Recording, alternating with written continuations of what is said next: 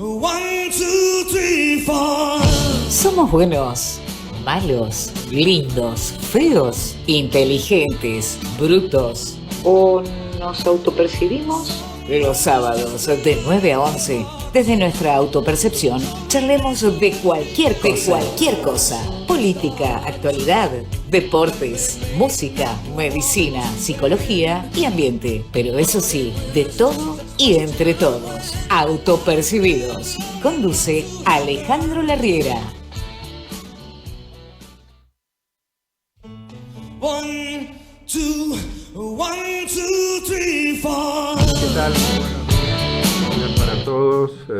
Buenos días si no tenemos programadas actividades al aire libre en este momento, porque en ese caso no serán muy buenas noticias, pero sí lo son para todos los que estábamos sufriendo tanto con estas temperaturas extremas. Finalmente llegó el fresco con el agua y con todas las incomodidades que esto trae. Ya nos vamos a ocupar en el programa, obviamente, 8 de marzo del Día de la Mujer, vamos a hablar también de ambiente, vamos a hablar de deportes, seguramente vamos a hablar algo también de la pesca, pero bueno, este programa no se llama Las Mañanas de la Gol, sino que se llama Autopercibidos.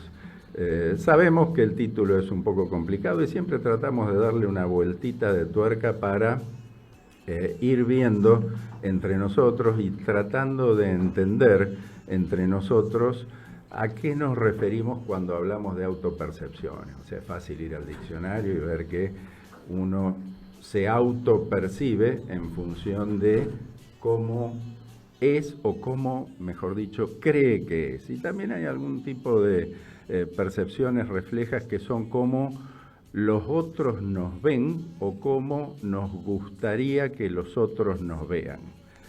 Hay todo tipo de autopercepciones, no vamos a hacer un vademecum de autopercepciones, pero en líneas generales podríamos decir que hay algunas que son de orden permanente, aunque nada es permanente, pero por ejemplo las autopercepciones que tienen que ver con el género, las autopercepciones que tienen que ver con la religión, las autopercepciones que tienen que ver con los fanatismos deportivos, salvo raras excepciones, podemos decir que son autopercepciones de tipo permanente. Uno no anda cambiando tanto en ese sentido, tomando como base cómo se autopercibe, digamos, ¿no? Pero después están las autopercepciones transitorias o momentáneas, que por ahí tienen que ver con los estados de ánimo.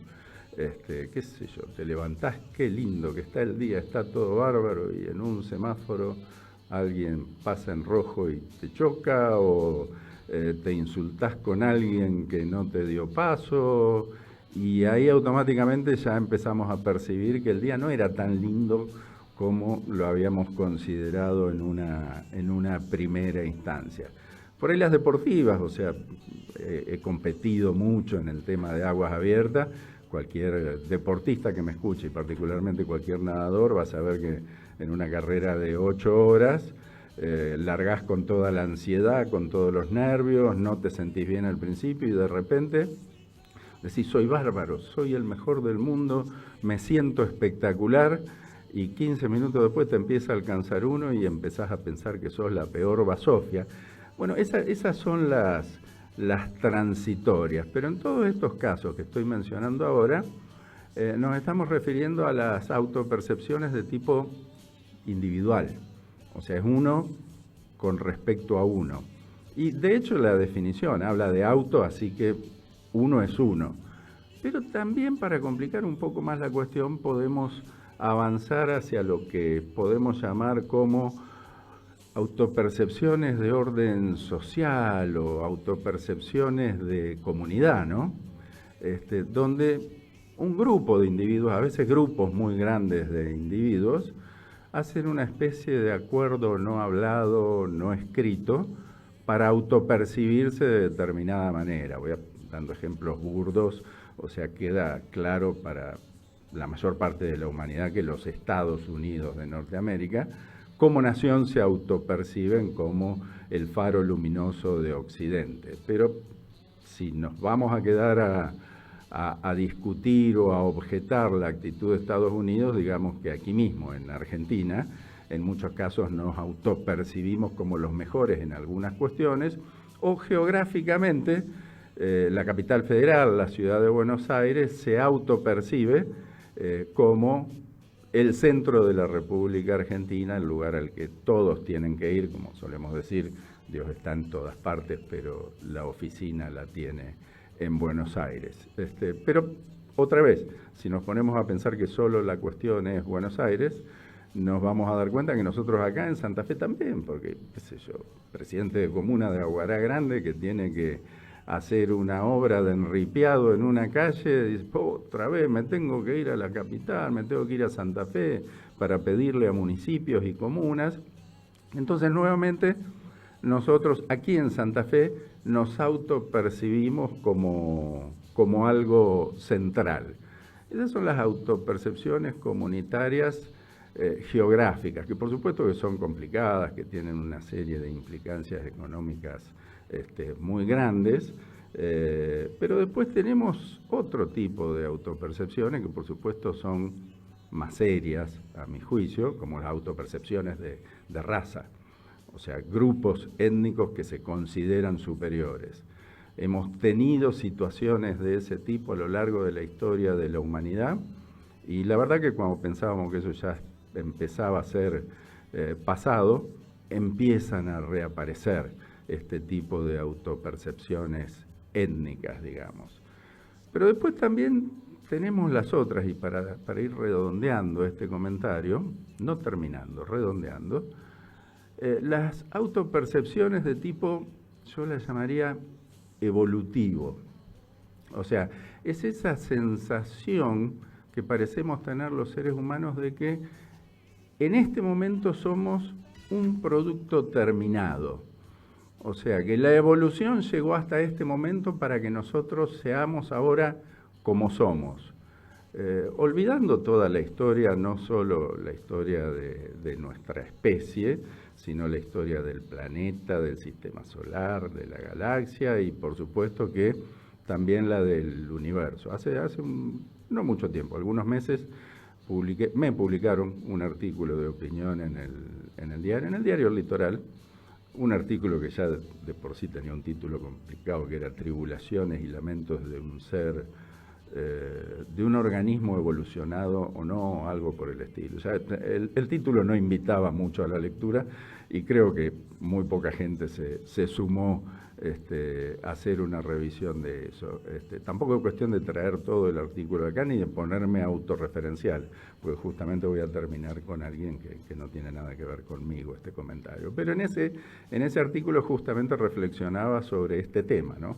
Sobre que la mayoría de la gente con la que uno habla tiende a pensar que este es el momento culminante de la creación, que los seres humanos estamos en el tope, que estamos por encima de todo, y que este producto, con todos los defectos que tiene, es lo mayor a lo que se puede aspirar evolutivamente. Y lo que uno trata no de explicar, porque no es quien para explicarle a nadie, pero sí de reflexionar, es que estamos ni siquiera en la mitad, probablemente estamos muy al principio de un larguísimo camino que nos va a llevar a otras instancias y a otros lugares. Está claro que los dolores son ahora, las angustias son ahora, las urgencias son ahora, las alegrías también son ahora, entonces tendemos a pensar que el ahora es todo lo que existe. Y esto no es para decir, bueno, no me alcanza para pagar la boleta de la luz, pero el ser humano está evolucionando a otra instancia superior y tal vez dentro de un par de millones de años vamos a ser mucho mejores y no vamos a tener que preocuparnos por estos temas. Obviamente nuestras mentes no funcionan de esa manera. Bueno, y en todas estas cavilaciones y discusiones conmigo mismo, rescaté un cuento de ciencia ficción. Para los que no me conocen, soy un ávido lector de ciencia ficción. De hecho, tengo toda la colección de papá, de mi viejo Carlos Larriera, de Minotauro, y la atesoro con realmente muchísimo cariño, porque yo los iba robando y devolviendo cuando era joven, y leyéndome, bueno, a todos, por supuesto, Ray Bradbury, Philip Dick, Arthur Clarke y don Isaac Asimov, que es a quien quiero traer en este momento al comentario. Isaac Asimov, nacido ruso, naturalizado, nacionalizado norteamericano, muy jovencito, de hecho, él no hablaba una sola palabra de ruso. Tenía un problema también con los aviones, cosa rara. Dos de los autores más brillantes de ciencia ficción tenían una enorme dificultad, podríamos decir imposibilidad de volar.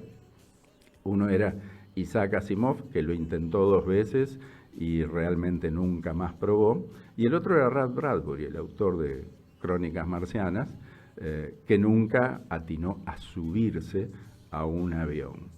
Bueno, la cuestión que Isaac Asimov, además era un gran comunicador científico, escribió algunos libros que tenían que ver con la divulgación científica, El misterio de los agujeros negros, escribió para los desprevenidos que no saben por ahí de quién estoy hablando. En Apple TV tienen la serie Fundación, que está justamente basada en una serie de libros de Isaac Asimov. Una película hace algunos años, un par de décadas, interpretada por Robin Williams, que era El hombre bicentenario, que es justamente una de las novelas de Isaac Asimov.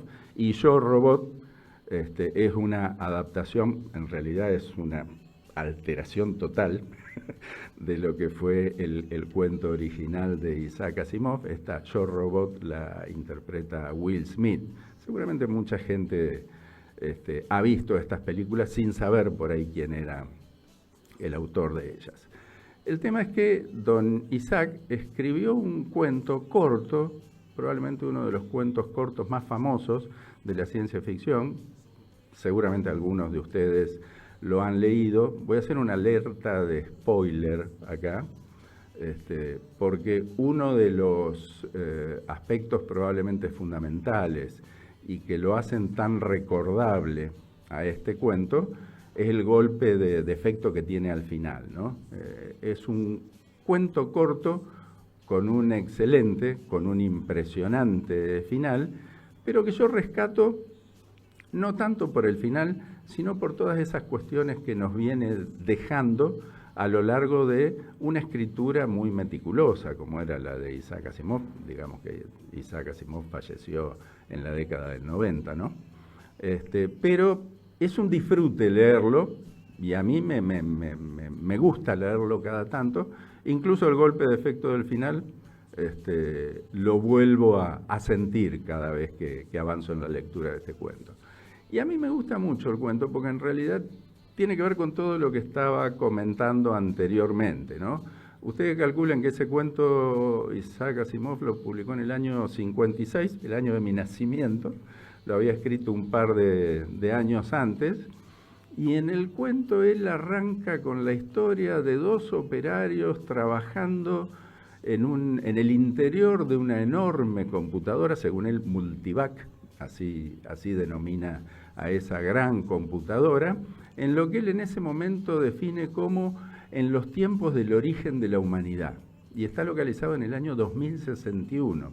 O sea, él estaba poniendo el origen de la humanidad 100 años después del momento en el que estaba justamente escribiendo ese cuento, y donde ya había escrito, por supuesto, muchas historias más. El tema es que la historia pasa en principio, por estos 2 operarios que están festejando porque terminaron una tarea de mantenimiento, festejan con un poco de alcohol, se ponen a charlar y se ponen a conversar, y se desafían a ver quién le hace una pregunta a la computadora para ver si la pregunta la puede resolver, si la computadora la puede resolver.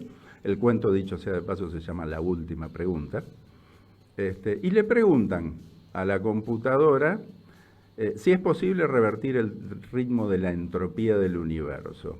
Esto es, no me voy a poner en físico, muchos de ustedes lo saben, soy veterinario, no es mi área, pero básicamente de lo que trata esta cuestión de la entropía en función de este cuento es esta cuestión de pérdida de energía a partir de la expansión del universo, que en algún momento, les doy una mala noticia, el universo se va a terminar.